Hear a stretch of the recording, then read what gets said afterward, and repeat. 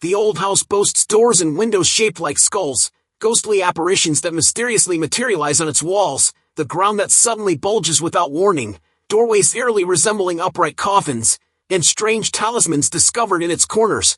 After the family renovated the house, they plummeted into a downward spiral, encountering one peril after another. The confluence of these eerie details inevitably raises suspicions of a genuine curse-induced tragedy. Today, I'm here to introduce you to the recently viral tale of a cursed old house sweeping across the internet. The following video content may be unsettling, so please view it with a level head.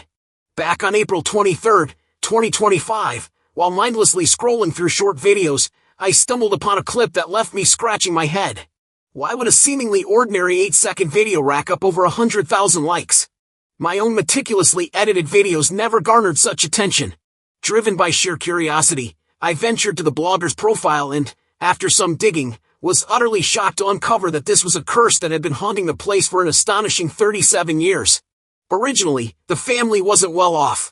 The parents eked out a living by carrying loads to the countryside to collect chicken and duck feathers, eventually breaking free from poverty through sheer hard work. They not only purchased a house in town but also acquired high-end items like a TV and a motorcycle, and even hired a nanny to care for the children.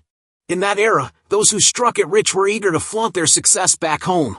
Thus, in 1988, the parents spent a whopping 35,000 yuan to build a sprawling 220-square-meter mansion with over 10 rooms in the countryside. However, this decision marked the beginning of a nightmare. After the house was built, the family remained in town, but the parents' down jacket business plummeted. All the goods they dispatched were returned without reason, and even selling at a loss didn't help. They attempted to run a scrap collection station, but the father ended up in jail for a few days due to accepting stolen goods. Later, a chicken feather duster factory they opened also quickly folded. With no other options, the parents sold the townhouse and relocated the entire family back to the countryside. By then, the uncle and aunt had already moved into the new house for some time, but both sensed something amiss. Red liquid would mysteriously appear in the rooms and corridors, and a shadowy figure would loom in the uncle's room. There was a water stain on the window of the master bedroom, initially thought to be a leak, but the area was bone dry. More terrifyingly, as the stain spread, it formed the shape of a skull. Strange occurrences kept piling up, and the family realized something was wrong. The father began borrowing money to find someone to address the issue. The first master they called refused to even step inside, shaking his head and saying he couldn't help before quickly leaving. The second was a female master surnamed Lee. Upon entering, Master Lee went straight to the parents' bedroom and pointed to the fifth brick below the water stain, signaling for someone to break it open. After the uncle smashed it, they found a thumb-sized gray ball inside the wall. When pried open, there was a piece of paper inside with a skull drawn on it. On the vertical arms were 2 lines of text, sick every month on the left and take medicine every day on the right. The body was shaped like intestines with the words angina pectoris written on it. Then, Master Lee went to the living room and pointed to a spot above the inner beam of the main door. After smashing it open, they found a talisman paper with a picture of an overturned truck. Following Master Lee's instructions, the father dug up a very sharp stone from the threshold of the main door, with the pointed end facing the hall. The father threw the stone into an open cesspit, but a few days later, it reappeared near the main door. There was no doubt that someone with ill intentions had tampered with the house. However, the family was so impoverished at the time that they couldn't afford for Master Lee to completely resolve the issue. Fortunately, the situation at home did improve significantly. It wasn't until 1993, driven by sheer desperation, that the blogger's parents decided to head south to work and support the family. In 1997, the blogger and their siblings graduated from vocational school and joined their parents in Shenzhen to start a street stall business.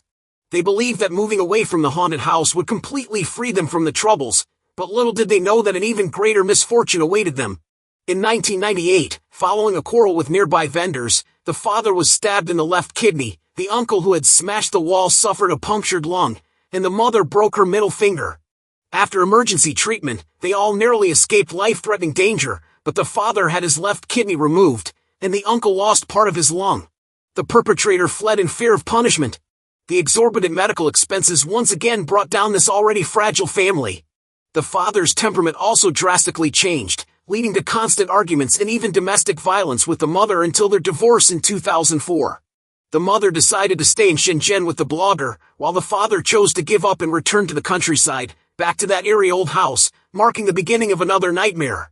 After living with the mother for some time, the blogger noticed that the mother was frequently plagued by sleep paralysis at night, crying out in terror.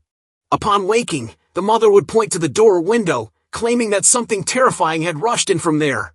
Ever since staying in the old house, the mother had been suffering from sleep paralysis but had always endured it silently, afraid of worrying her children. The blogger also recalled a time when she, her ex-husband, and her mother lived in a 3-bedroom apartment. One night, the blogger got up to prepare milk for the child and found her mother sleeping on the living room sofa with all the lights on. To avoid disturbing her mother's rest, the blogger turned off all the lights. Not long after, the mother suddenly knocked on the blogger's door, asking if she was asleep. When the mother entered the room, she was already in tears, seemingly having experienced some extreme fright, and could only stammer without saying a word. The blogger's first thought was that a thief had broken in, so she quickly asked her ex-husband to check the house, but everything was normal. After comforting her mother for a long time, she finally calmed down and tremblingly said that while sleeping in the room, she had experienced sleep paralysis again and, out of fear, had slept in the living room with all the lights on.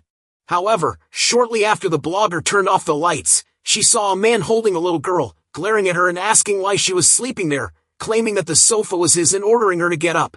Later, the blogger lost all her money in a failed business venture. Her brother's child was diagnosed with Down syndrome and unable to take care of themselves, and her brother himself suffered a severe car accident with intracranial bleeding, among other misfortunes. In short, bad luck plagued her family, and they were constantly in turmoil. Eventually, the blogger returned to her hometown to start a business and remembered to share the experiences of the old house online to seek help from netizens. Returning to the old house, at the request of numerous netizens, the blogger took photos of its layout and appearance. It was evident that the building, once considered a mansion, was now in a state of disrepair, with moldy and peeling walls, a once bright hall that was perpetually dim, and leaks throughout the courtyard whenever it rained. Aerial photos revealed that while the surrounding houses were neatly arranged, the old house was surrounded by lifelessness, even the trees were dead. The blogger also shared 2 strange doors in the house. Don't they look weird? Who makes a door that narrow? This is the door from the main entrance to the courtyard, slightly wider, but isn't this pattern exactly like an upright coffin? Who would install such a doorway? To satisfy her curiosity, the blogger specifically bought 3 Luban rulers. Here's a brief introduction. The Luban ruler, said to be created by the most skilled craftsman Gong Shu Ban in ancient China, later entered the realm of feng shui to measure the fortune of houses. The measurements are divided into black and red. If a measurement is 1 black and 1 red, it indicates average feng shui. 2 reds signify great fortune, while 2 blacks mean great misfortune. The blogger measured all the dimensions of the courtyard doors and windows, and what was truly chilling was that all measurements were 2 blacks. While an occasional black-red combination could be explained as a coincidence, the entire house being consistently black raised suspicions that someone had secretly tampered with the construction to harm the blogger's family. If you've noticed something's wrong with the old house, why not just tear it down and rebuild, you might ask. The problem was that the father, living there, seemed possessed, buying a feng shui book and refusing to let the blogger demolish the house, even forbidding the removal of the surrounding dead trees, making matters worse.